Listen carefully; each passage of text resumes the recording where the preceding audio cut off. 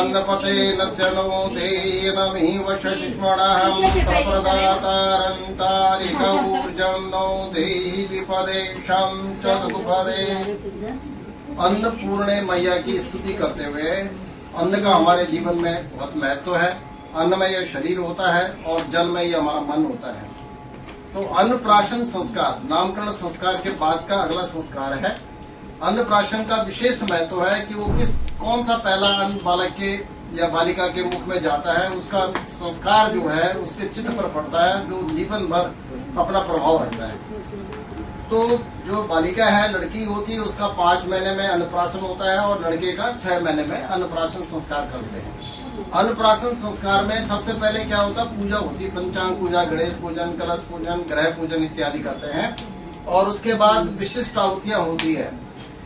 अन्न सूक्त के मंत्रों से विशिष्ट आहुति खीर से कराई जाती है। और जो खीर बच जाती है, यज्ञ शेष बोलते हैं उसको, उस खीर को बालक को चटाया जाता है। तो तेन त्यक्तेन भुंजिता, त्याग पूर्वक भोग करो, ये सनातन धर्म का नियम है। जो कुछ भी आपके पास है पहले उसको परमात्मा को समर्पित करो और फिर उसके बाद उसका भोग करो। तो कहने का मतलब पहले हमने जो खीर बनाई, खीर का पहले हमने आहुति दी।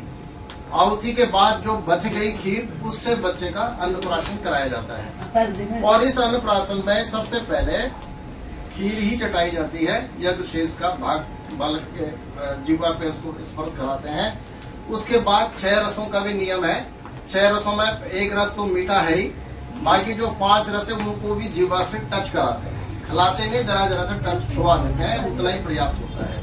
तो सबसे पहले आपने बच्चे को ये जो है चांदी की कटोरी में इसको पकड़ो और चम्मच से मुख पे जो है खीर का एक प्राशन जो है बच्चे को खिलाइए। ओम नमो ब्रह्मण्य देवाय ब्राह्मणाय च जगद्धिताय कृष्णाय गोविंदाय नमो नमः।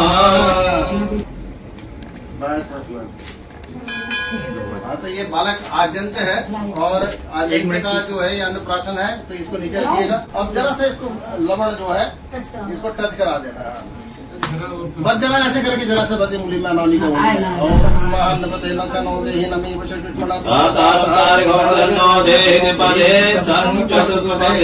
लवण जो है इससे चंद्र ग्रह की संतुष्टि होती है। और एक खट्टा, अभी देखो बच्चे के आप फोटो भी लेंगे तो बच्चे के जो भाव होते हैं, एक्सप्रेशन होते हैं, वो रस के एक्सप्रेशन होते हैं। अभी जैसे ये खट्टा है, जब आप खट्टा चखाएंगे बच्चे का तो उसका फेस का जो एक्सप्रेशन है वो खट्टे की अभिव्यक्ति है। तो लो जी, इसको नींबू क्या है, खट्टे में आता है, तो खट्टे का जीवा पे टच करा दीजिए।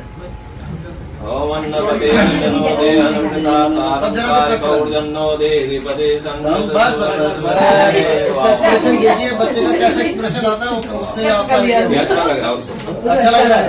तो ये है। उसके बाद देखिए कटु, कटु माने कड़वा। कड़वे में करेला होता है, तो करेला भी टच करा देना आपने, है ना। ये सारे के सारे जो रस होते हैं ये हमारे स्वास्थ्य के लिए आवश्यक होते हैं। ये हमारे भोजन में होना चाहिए। बस जरा टच करा दो, बस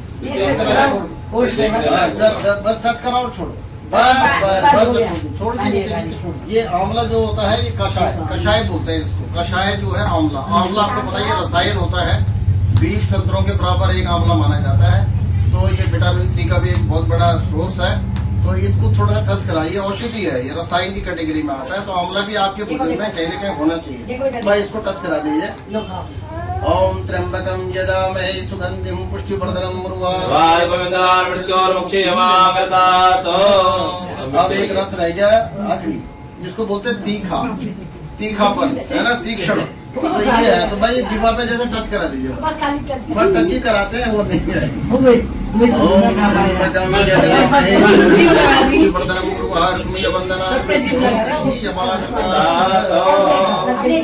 उसके बाद मधु क्या औषधि है, शुद्ध मधु होना चाहिए, कृत्रिम नहीं होना चाहिए, मिलावटी नहीं होना चाहिए।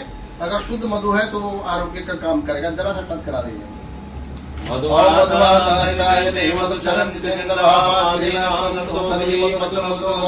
मधु मत पार्थिव मधु रसुनः मधु मानो वनस्पति मधुमासु सुमृदा माधवीर गावो भवन्तु। गंगा जल का आचमन करा दीजिए, बस बस पिला दीजिए।